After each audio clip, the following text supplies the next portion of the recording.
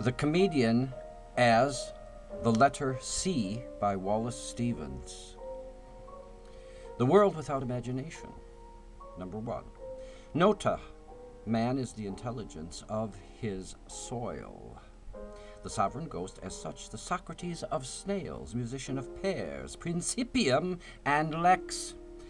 Sed quiat eritur is this same wig of things, this nincompated pedagogue, preceptor to the sea, Crispin at sea, created in his day, a touch of doubt, an eye most apt in gelatins and jupes.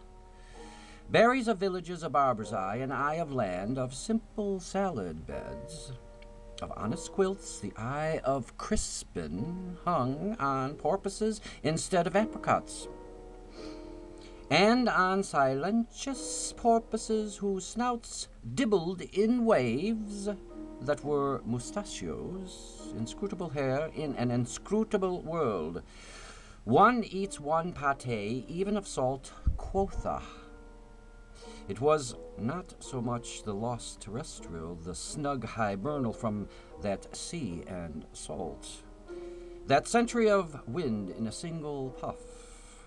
What counted was mythology of self, blotched out beyond unblotching. Crispin, the lutenist of fleas, the knave, the thane, the ribboned stick, the bellowing breeches, cloak of China, cap of Spain, imperative haw of hum, inquisitorial botanist, and general lexicographer of mute and maidenly greenhorns, now beheld himself a skinny sailor peering in the sea glass. What word split up in clickering syllables, and storming under multitudinous tones, was name for this Shortshanks in all that brunt. Crispin was washed away by magnitude, the whole of life that still remained in him dwindled in one sound strumming in his ear, ubiquitous concussion, slap and sigh, polyphony beyond his baton's thrust. Could Crispin stem verboseness in the sea, the old age of a watery realist, Triton, dissolved in shifting diaphanies of blue and green, a wordy, watery age that whispered to the sun's compassion, made a convocation nightly of the sea stars, and on the clopping footways of the moon lay groveling.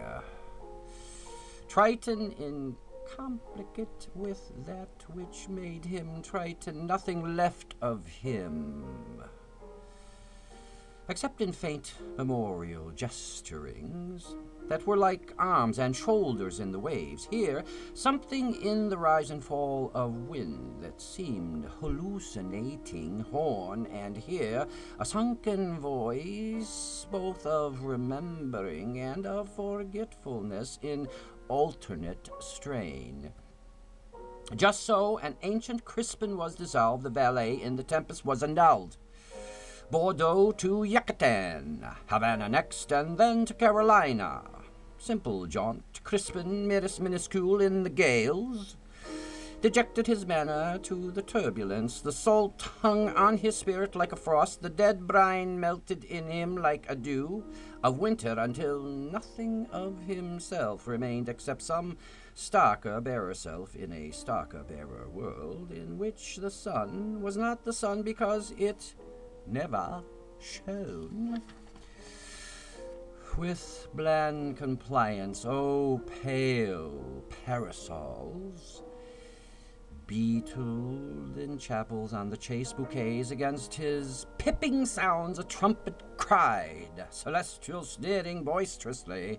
Crispin became an introspective voyager. Here was the veritable ding and seek, At last, Crispin confronting it, a vocable thing, but with a speech belched out of hoary docks, Norway, resembling his a visible thing, and accepting negligible Triton, free from the unavoidable shadow of himself that lay elsewhere around him. Severance was clear. The last distortion of romance forsook the insatiable egotist.